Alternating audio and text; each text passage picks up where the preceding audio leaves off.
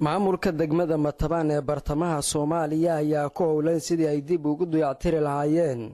qaar ka mid ah buundooyin ay dhibaato ku qabaan gaadiidka isku kala goosho koonfurtii waqooyiga Soomaaliya isla markaana buundooyinkaasi aysan helin wax dayactir ah 30 sano ee aan soo dhaafnay hase ahaatee maamulka degmada Matabaan ayaa xilligaani bilaabay inay dayactir ku sameeyaan waxaana hadda heer gabagaba maraya wajiga koobaad ee dayactirka buundooyinka. buundadan waxa dhisay maamulka Matabaan cid kale oo dhistay oo wax ku sheeg kartaa ma jirto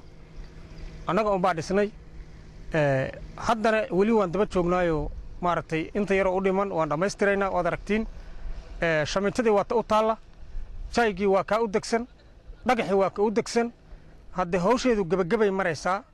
ugu dambeyn Ducaale Cabdi Aadan Ciise gudoomiye ku xigeenka degmada Matabaan ee dowlad goboleedka Hirshabeelle ayaa tilmaamay inay sii wadi doonaan dadaalada ay ku doonayaan dayactirka goobaha muhiimka ee gaadiidka ay isticmaalaan asigoona bulshada deegaanka ugu baaqay inay bixiyaan canshuurta si wax lagu qabto. anagoon canshuur qaadinaanan qabanqaabadeeda iyo dhismaheeda u diyaar garoonin oo galno bilownay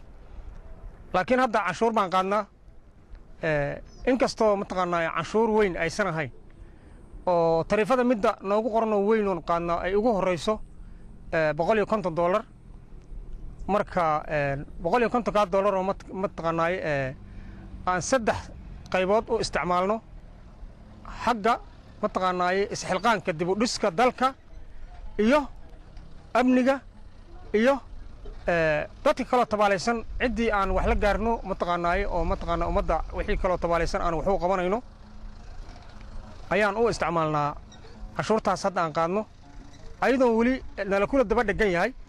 oo gaadiidleydu aysan u baran degmada Matabaan inay cashuur ku bixiyaan oo mar walba ka qayliyaan oo leeyihiin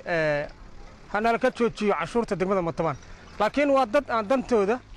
aan wali u bixin oo ku xisaabtamin maadaaba haddii canshuur laga qaadiyo canshuurta marka laga qaado waxay u baahan tahay adigana ku anfacaysaa inay dib kuugu soo noqoto waxna ku gasho dalka amnigiisa ay sugto dalka burburkiisa ay dhisto sidii la arki jiro sharciyana loo isticmaalo ayay u baahan tahay laakiin dadka reer Hiiraan 90% shacabkoodu dib ugu rogmaan dhaqaalaha dalkooda laga qaadayo meesha ku baxayaan mana eegaan nidaamka ama looga qaado markii laga qaado dibadeed meesha ku baxayaan dib uma eegaan